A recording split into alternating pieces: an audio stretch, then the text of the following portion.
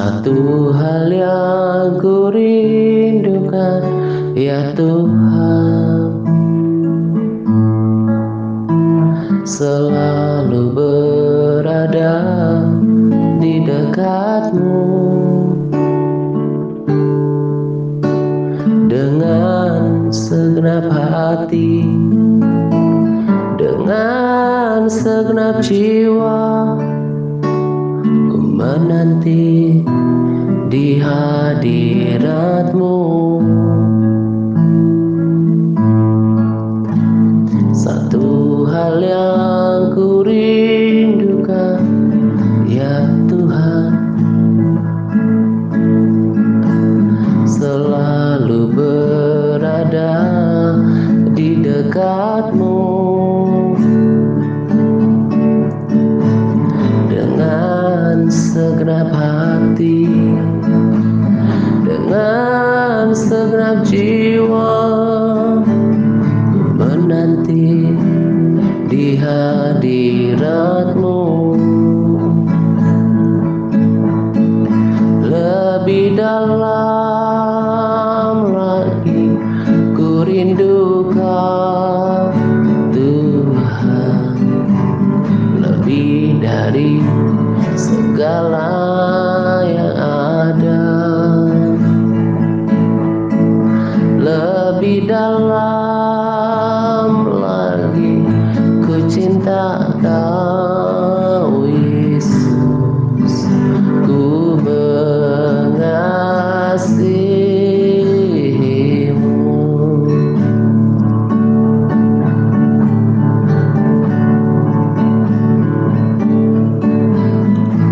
Satu hal yang ku rindukan, ya Tuhan, selalu berada di dekat-Mu, dengan segenap hati, dengan segenap jiwa. Ku menanti di hadirat-Mu. Oh, lebih dalam lagi ku rindu Kau, Tuhan, lebih dari segala yang ada. Lebih dalam lagi ku cinta Kau, Yesus. Ku mengasihi-Mu.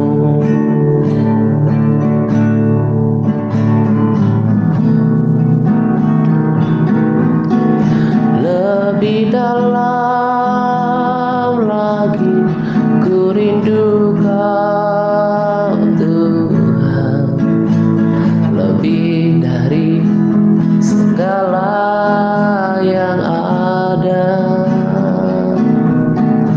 Lebih dalam lagi ku cinta Kau, Yesus. Ku mengasihi-Mu. Lebih dalam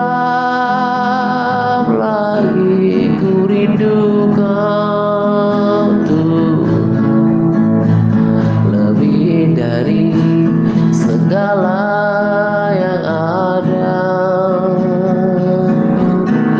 Lebih dalam lagi ku cinta Kau, Yesus.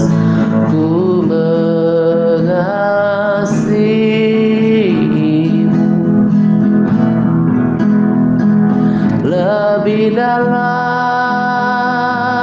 lagi ku rindu Kau, Tuhan, lebih dari segala yang ada. Lebih dalam lagi ku cinta Kau, Yesus. Ku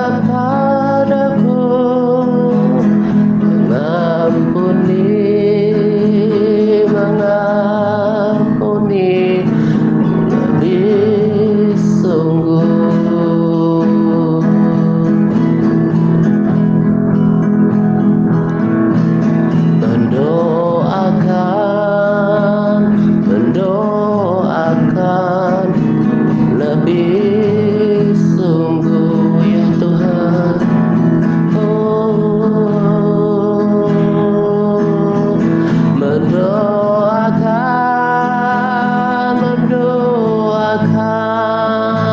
lebih sungguh.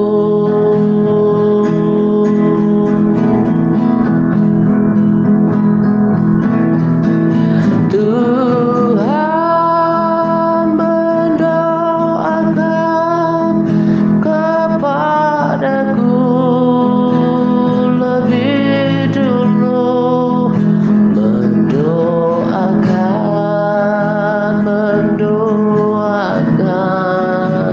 lebih sungguh.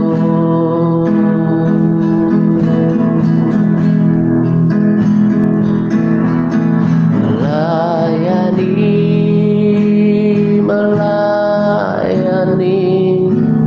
lebih sungguh.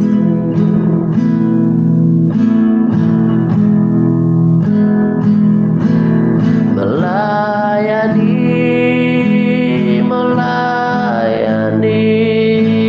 lebih sungguh.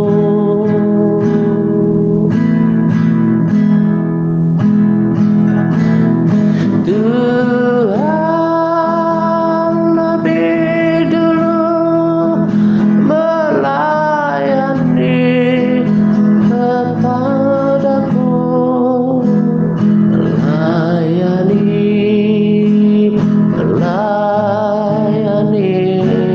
lebih sungguh.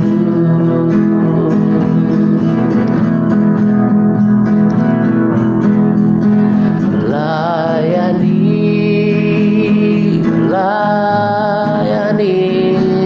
lebih sungguh ya Tuhan.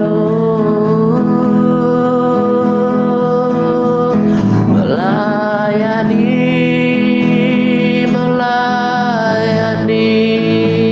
lebih sungguh.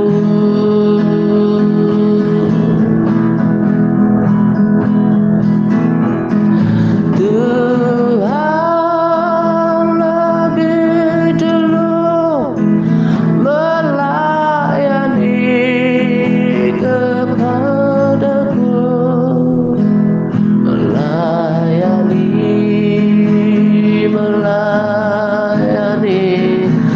lebih sungguh.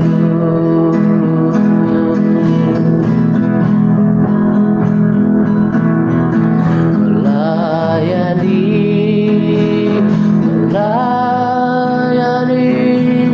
lebih sungguh.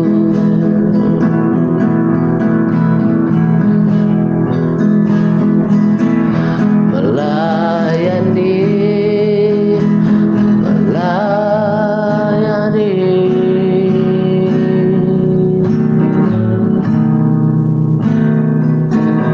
lebih sungguh,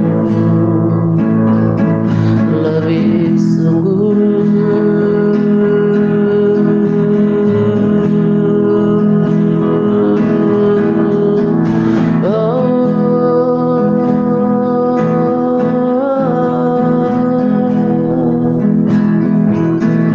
Melayani lebih sungguh.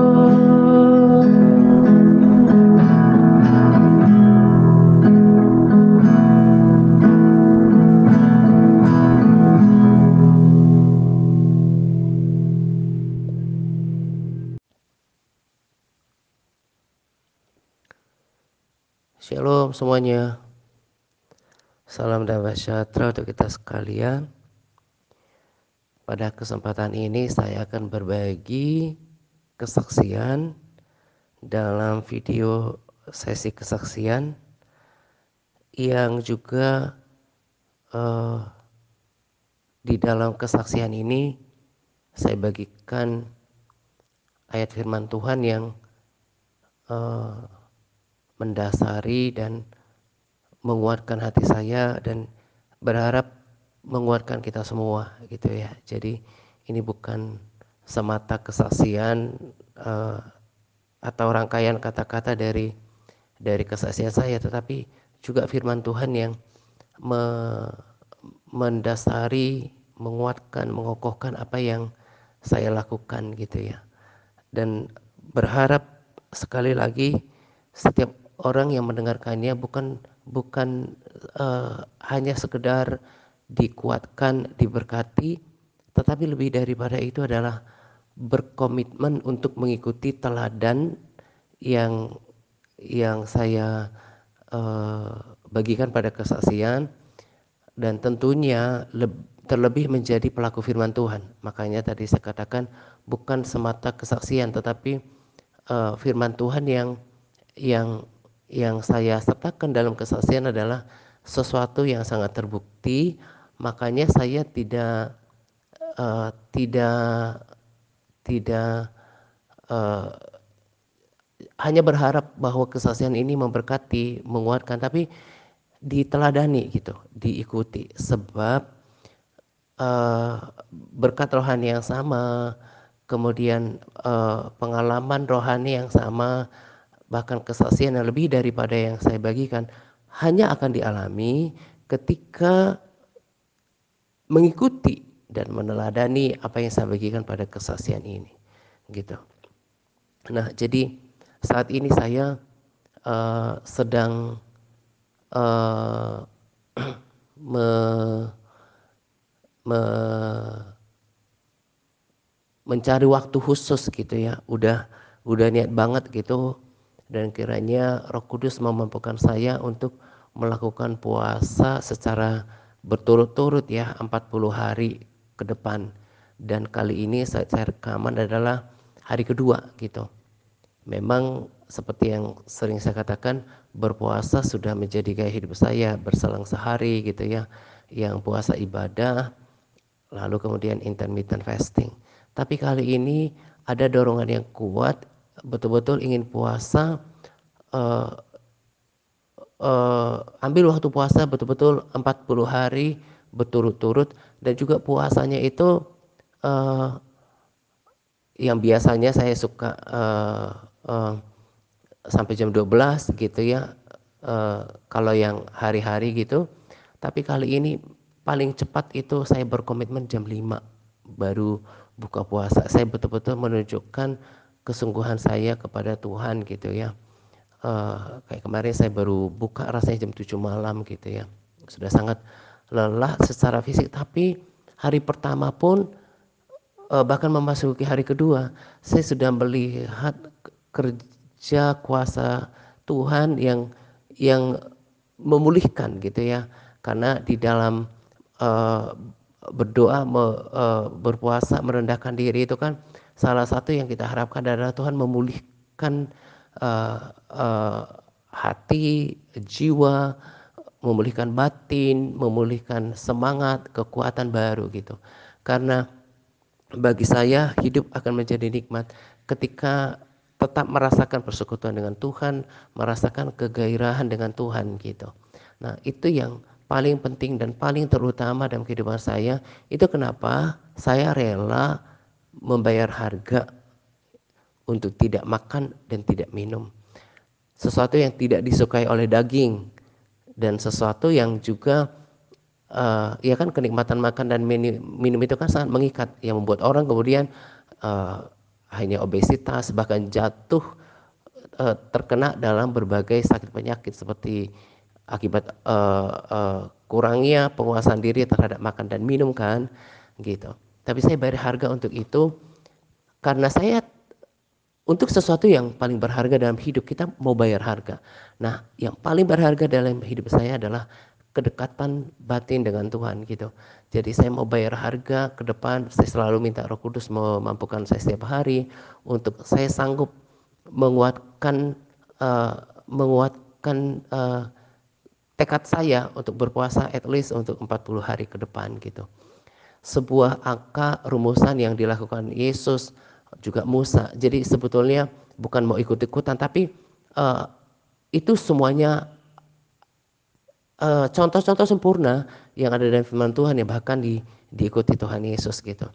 Saya juga pada saat puasa ini lebih intensif, yang doanya dimaksimalkan, doa pagi, siang, malam, bahasa rohnya, merenungkan firman-Nya. Dan yang saya sangat kagum dengan Tuhan yang saya sembah adalah Tuhan yang setia, yang tidak pernah membuat ribet, tidak membuat repot gitu ya. Asal kita mempersesuaikan diri kita. Tuhan itu bukan Tuhan yang membuat segala sesuatu menjadi sulit gitu. Ketika kita sungguh-sungguh datang pada Dia, kita fokuskan pikiran kita, konsentrasi, benar-benar memfokuskan diri pada satu titik. Kita bayangkan ada uh, Allah, uh, Allah, kalau orang Israel katakan saking luar biasanya Dia adalah Adonai, yang dikenal di dalam nama Yesus, Yeshua HaMashiach gitu ya. Yang dikenal di dalam nama Yesus, saya percaya Roh Kudusnya, ketika kita fokus mencari Dia, Dia dengan mudah ditemui gitu. Makanya tadi saya katakan baru akhir puasa pertama, ini puasa kedua, saya menemukan pemulihan dengan Tuhan. Sebab yang saya cari dalam berpuasa bukan berkat, mau minta berkat bukan sama sekali. Kalau itu mengikuti, itu adalah berkat lain yang Tuhan kasih bonus gitu ya. Yang paling saya pergumulkan adalah bagaimana punya kedekatan batin dengan Tuhan, lalu nggak mau kehilangan Tuhan, selalu ingin merasakan hadirat Tuhan gitu. Saya udah bertekad sebelum ambil keputusan ini, dan saya udah tekad saya mau cari Tuhan, saya mau cari kehendak Tuhan dalam hidup saya. Jadi kalau mau ambil waktu untuk berpuasa gitu ya, berdoa, motivasinya itu harus benar, gak usah terlalu ngejelimet gitu ya. Saya mau cari kehendak Tuhan dalam hidup saya, dalam pelayanan saya gitu ya. Saya mau berdoa syafaat untuk orang lain gitu. Jadi jangan punya motivasi doa yang aneh-aneh, nanti malah roh-roh jahat bisa menyusup. Akhirnya kemudian nanti ada hasil-hasil doa yang bukan cuma tidak membangun tapi malah keliru gitu ya. Nah, jadi beberapa hari, bahkan beberapa minggu yang lalu, memang saya rasakan semakin memuncak gitu ya, semakin memuncak situasi hati saya yang uh, yang membuat saya mendesak saya untuk kembali pada hadirat Tuhan gitu ya. Nah, saya pikir bahwa saya harus cari Tuhan gitu. Saya mau cari tempat yang nyaman, yang support, yang mendukung untuk saya cari Tuhan di dalam puasa 40 hari ini gitu. Saya bayar harga untuk itu semuanya, dan saya mengalami pemulihan dengan Tuhan. Tadi di awal saya katakan bahwa kesaksian ini bukan sekedar kata-kata biasa yang kemudian cuma didengarkan, oh orang bersaksi gitu. Tapi sekali lagi saya katakan, lebih daripada saya membagikan berkat rohani adalah saya rindu sekali apa yang saya kerjakan ini diteladani gitu. Sebab kita hanya akan mendapatkan Tuhan dengan harga yang mahal. Harga yang mahal itu bukan dilihat dari materi. Mungkin saja ada nilai materi, seperti kalau kita lihat firman Tuhan, persembahan-persembahan, bagaimana Tuhan meminta yang terbaik, tepung yang terbaik, ya kan, kemudian minyak gitu kan ya. Nah, tapi lebih daripada itu justru menurut saya, sebab itu bukan yang utama dalam pandangan Tuhan. Bagaimana kita membayar harga, seperti yang tadi saya katakan di awal, menyangkal keinginan daging, memisahkan diri dari keinginan mata, keangkuhan hidup, keinginan daging gitu kan, termasuk memisahkan diri dari nikmatnya makanan dan minuman. Karena sebetulnya makan dan minum itu kan memberikan sebuah enjoyment, sebuah kesukaan, kesenangan di dalam diri kita gitu. Dan harganya yang paling utama adalah bukan utama ya, itu lanjutannya. Yang paling utama adalah ada niat hati yang sungguh-sungguh ingin mencari Tuhan gitu, ingin mencari Tuhan. Sebab ketika berpuasa, selain menyangkal keinginan terhadap makan dan minum, kan selama kita berpuasa itu betul-betul daging kita berontak gitu. Bahkan ketika kita berpuasa harus tetap mencari Tuhan, memuji, menyembah Tuhan, memfokuskan diri, baca firman, berbahasa roh. Itu adalah sesuatu yang akan mendisiplinkan tubuh kita, dan itu berat harganya kalau tidak disertai dengan komitmen diri gitu. Saya lakukan itu semua dan saya mengucap syukur kepada Tuhan. Saya yang paling pertama pemulihan hati dulu, pemulihan batin, mendapatkan hadirat Tuhan. Karena kalau sudah dapatkan sukacita Tuhan itu kan membagikan kekuatan baru. Kalau sudah kekuatannya dipulihkan, semangatnya dipulihkan, maka sekalipun masih dalam proses masalah, proses yang berat, itu akan berbeda gitu. Nah, makanya tadi saya katakan selain melakukan hal-hal yang tadi gitu ya, berkomitmen, punya kesepakatan hati untuk cari Tuhan, lakukan doa, puasa, kejar Tuhan, fokuskan diri untuk mencari wajah Tuhan gitu ya. Nah, kita kemudian membangun iman kita untuk iakan semua janji Tuhan, bahwa saya selalu perkatakan di waktu khusus ini semua firman yang saya katakan gitu. Sebab tadi saya katakan bahwa ketika kita berpuasa itu tantangannya itu berat gitu. Bahkan tak jarang pikiran kita, perasaan kita berkata, Tuhan seperti nggak ada. Hadirat Tuhan seolah nggak ada. Tapi kita harus perkatakan firman Tuhan bahwa Tuhan itu Tuhan yang setia, Tuhan penjagaku, Tuhan berada di sebelah kananku, Dia Allah yang setia. Tuhan mendengarkan seruan orang yang berteriak kepadanya minta tolong gitu ya. Bangkitkan itu jadi puasa ibadah yang berkomitmen untuk cari Tuhan, memuji Tuhan, menyangkal daging gitu ya, memperkatakan firman Tuhan, mencari wajah Tuhan. Itu satu-satunya cara yang firman Tuhan ajarkan, dan memang itu yang cara untuk menemukan Tuhan kembali. Makanya kemarin saya sangat tertarik dan diberkati dengan pesan rekomendasi video tentang berdoa gitu ya. Sebab Tuhan ada di dalam doa. Tuhan akan berperkara lewat doa. Makanya saya katakan tadi, doa puasa itu harus di satu paket ya. Doa puasa, saya tidak sedang katakan doa biasa itu nggak besar kuasanya. Tapi seperti Tuhan ajarkan juga, lebih dahsyat lagi kalau doa yang disertai dengan puasa. Saya baca di 2 Tawari 5 tentang Salomo gitu ya.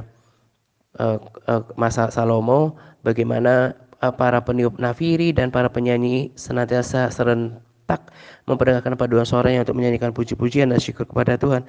Mereka menyaringkan suara dengan nafiri, ceracap dan alat-alat musik sambil memuji Tuhan dengan ucapan, sebab Ia baik, bahwasanya untuk selama-lamanya kasih setianya.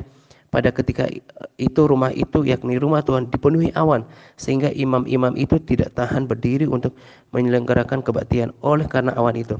Sebab kemuliaan Tuhan memenuhi rumah itu. Sebab kemuliaan Tuhan memenuhi rumah itu.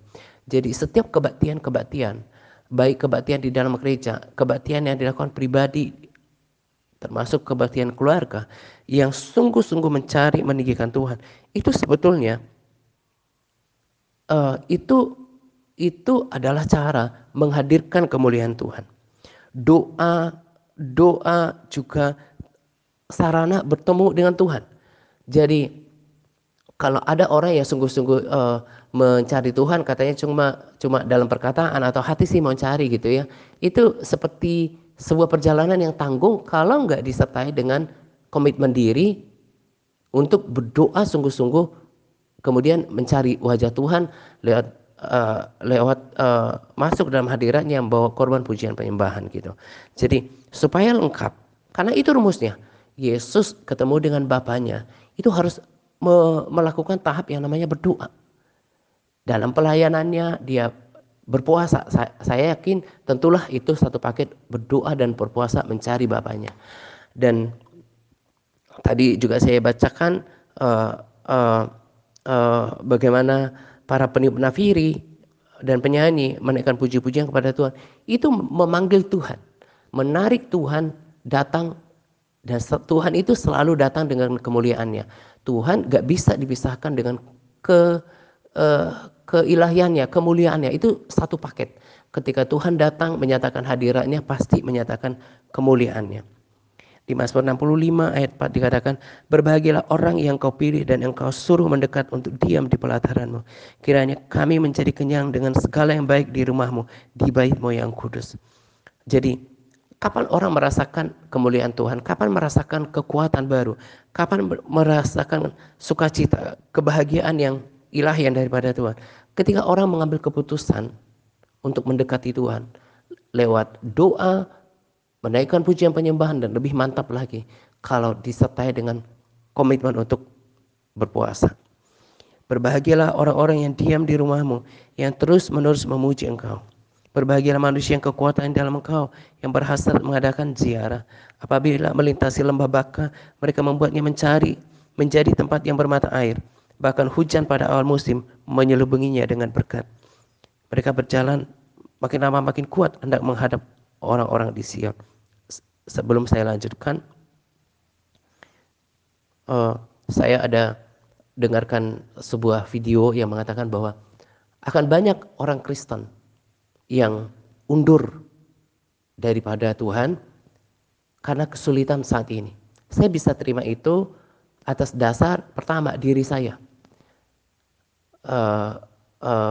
Bukan berarti diri saya mau undur ya, tapi maksudnya ketika berada dalam tekanan yang berat, kalau bukan karena kekuatan Tuhan, saya pribadi berpotensi untuk lemah dalam iman, kehilangan harapan.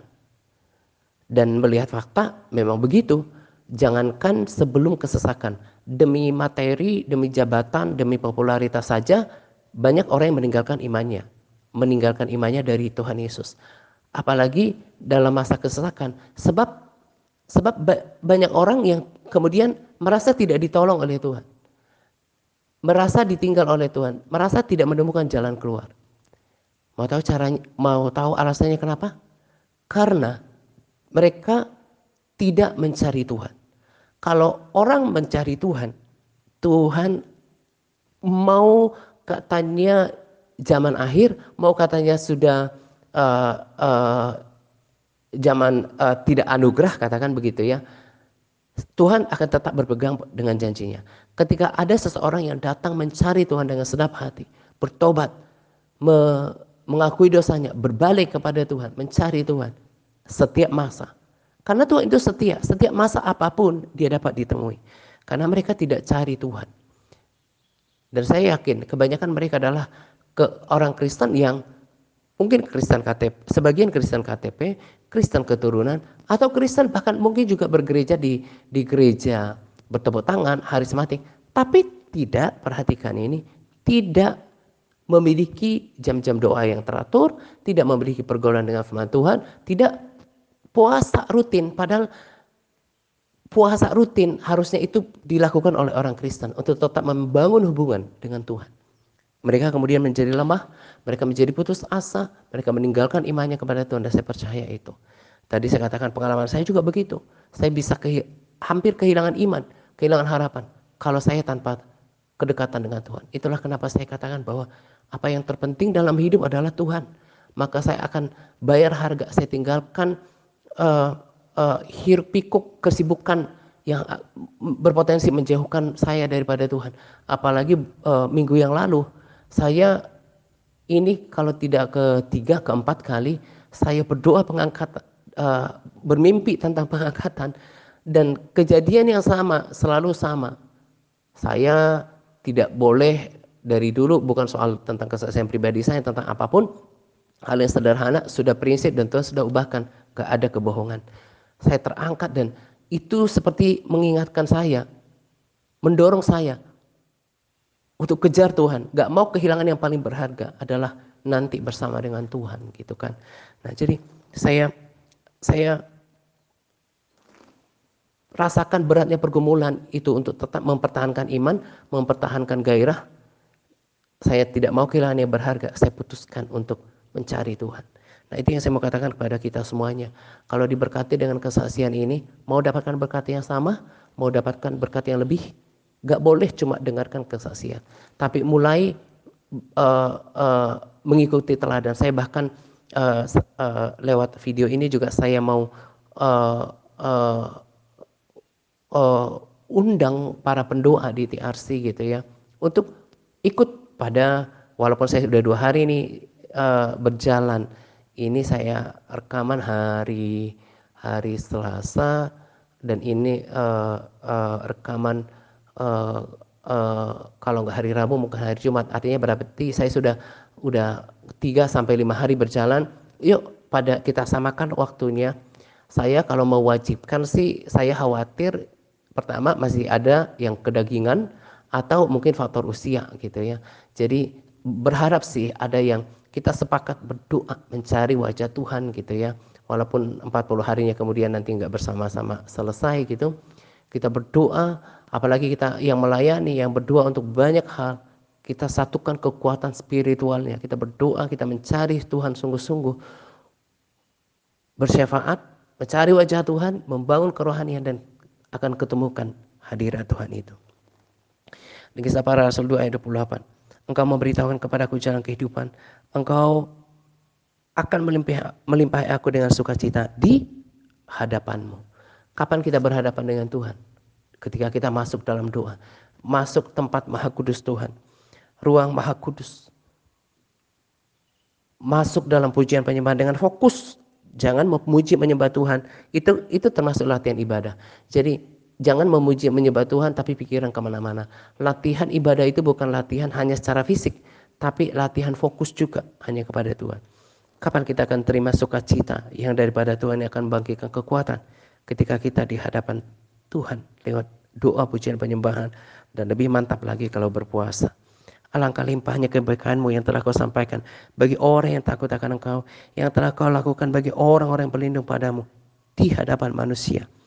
Engkau menyembunyikan mereka dalam naungan wajahmu terhadap persengkokolan orang-orang. Engkau melindungi mereka dalam pondok terhadap perbantahan lidah. Terpujilah Tuhan sebab kasih setianya ditunjukkannya kepadaku dengan ajaib pada waktu kesesakan. Aku menyangka dalam kebingunganku, aku telah terbuang dari hadapan matamu. Tetapi sesungguhnya engkau mendengarkan suara permohonanku ketika aku berteriak kepadamu minta tolong. Jadi ada orang yang dalam kesesakan. Seperti tadi saya katakan, akan terus dalam kesesakan. Dan semakin sukar ketika dia tidak mencari wajah Tuhan. Ketika dia tidak mengandalkan Tuhan. Ini bahkan menjadi bagian daripada sejarah dalam kehidupan saya juga dalam pelayanan saya. Dan saya sangat menikmatinya karena ada Tuhan. Ada hadirat Tuhan gitu ya. Ini waktunya saya merenung, mengintrospeksi, semata lebih utama mencari kehendak Tuhan dalam kehidupan saya, memulihkan persekutuan dengan Tuhan. Di masa sukar ini, tadi saya katakan ada orang bahkan akan meninggalkan Yesus. Karena apa? Merasa gak ditolong oleh Tuhan. Kenapa? Gak bayar harga untuk cari Tuhan. Padahal saya yakin dan saya saksikan ketika kita sungguh-sungguh cari wajah Tuhan, kita lakukan bagian kita, Tuhan yang akan segera ditemukan. Dan juga untuk masa akhir ini kan semakin susah. Tantangan pergumulan belum selesai, termasuk dalam ekonomi. Mau tetap kuat di dalam Tuhan, apa yang dikatakan firman Tuhan yang saya bacakan tadi. Mereka akan semakin mereka semakin hari akan semakin kuat untuk menghadap Sion. Mau bertemu Tuhan, entah dengan pengangkatan, entah bagaimanapun caranya bertemu dengan Tuhan, bahkan oleh kematian kita pun sekalipun gitu ya. Kalau kita mau kuat, mereka berjalan, Mazmur 84 ayat 8, mereka berjalan makin lama makin kuat, hendak menghadap Allah di Sion. Sion itu kan kota kudusnya Tuhan, yang juga disamakan dengan hadirat Tuhan, dengan Yerusalem baru gitu kan. Mau kuat? Cari Tuhan. Itu harga yang harus dilakukan. Orang-orang yang ingin bertemu dengan Tuhan, tidak memperdebatkan hal-hal yang remeh-temeh, hal yang sepele, bahkan hal-hal yang kontradiktif, tetapi sungguh-sungguh membangun persekutuannya dengan Tuhan, memantapkan pondasi persekutuannya dengan Tuhan, menghadap Tuhan, komitmen setiap hari, bahkan membayar harga. Sebab apalah soal makan dan minum, jangan sampai keterikatan terhadap itu semua kemudian menghalangi pengejaran akan Tuhan. Saya sangat diberkati dengan apa yang saya kerjakan. Tuhan sangat menghargai itu semua. Kalau sungguh-sungguh berseru-seru kepada Tuhan dengan hati yang hancur, Tuhan tidak memandang hina hati yang hancur. Ketika kita memuji Tuhan, Tuhan bertahta, bersemayam di atas pujian umatnya. Jadi nggak ada jarak antara kita dengan Tuhan, nggak ada keterpisahan ketika kita melakukan bagian kita. Ini yang paling saya rindukan dalam kehidupan saya, ini yang paling berharga, lebih daripada pelayanan. Justru saya melayani yang seperti ini adalah berbagi dari apa yang saya dapatkan. Nah, jadi kalau mau kuat di dalam Tuhan, nggak mau kehilangan semangat. Sebab bukan soal dosa saja yang membuat kita terpisah daripada Tuhan. Tapi kehilangan cinta mula-mula, kehilangan gairah, itu juga tidak menyenangkan hati Tuhan. Oh, tetap kuat di dalam Tuhan. Biar melalui kesaksian ini, setiap orang yang memiliki pengertian yang baik, kemudian tangkap pesannya, segera mengikuti apa yang saya lakukan, berpuasa, merendahkan diri di hadapan Tuhan, mencari wajah Tuhan, berdoa, memuji menyembah Tuhan, membangun tahta Tuhan. Itu yang akan memberikan kita kekuatan baru, itu yang akan menyegarkan jiwa kita, dan itu juga yang akan memampukan kita melalui masa-masa sukar yang terjadi. Saya sangat berbahagia punya Tuhan yang setia, dan saya imani dan saya terima bahwa ibadah itu bermanfaat dalam segala hal. Bermanfaat membangunkan kekuatan saya, pengharapan saya. Damai sejahtera itu kan tidak akan pernah ditemukan dalam dunia ini. Tapi damai sejahtera dan sukacita itu melimpah.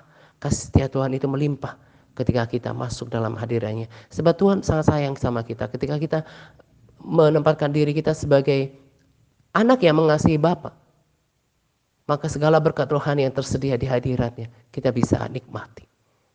Akhirnya berkat rohani dalam kesaksian ini memotivasi untuk melakukan puasa, bukan seperti menugaskan ya, tapi menjadi terbeban untuk sampai kapanpun, sampai bahkan ketemu dengan Tuhan, kehidupan berpuasa itu dibangun akan ketemu Tuhan, supaya bisa kuat di dalam mengiring Tuhan, persekutuannya dengan Tuhan tetap terjaga, damai sejahteranya tetap melimpah, sukacitanya tetap mengalir yang membangkitkan kekuatan batin untuk kita terus mengikuti Tuhan, melayani Tuhan. Ini saja yang saya mau bagikan pada kesaksian ini. Kiranya diteladani. Selamat menjelang doa pagi untuk kita sekalian. Semangat berpuasa kepada OLMTRC yang terus bersemangat dalam berpuasa. Jadi ini bukan cuma kata-kata penutup ya, tapi dalam pelayanan saya itu diterapkan karena berpuasa itu adalah sesuatu yang menyenangkan hati Tuhan. Semangat par.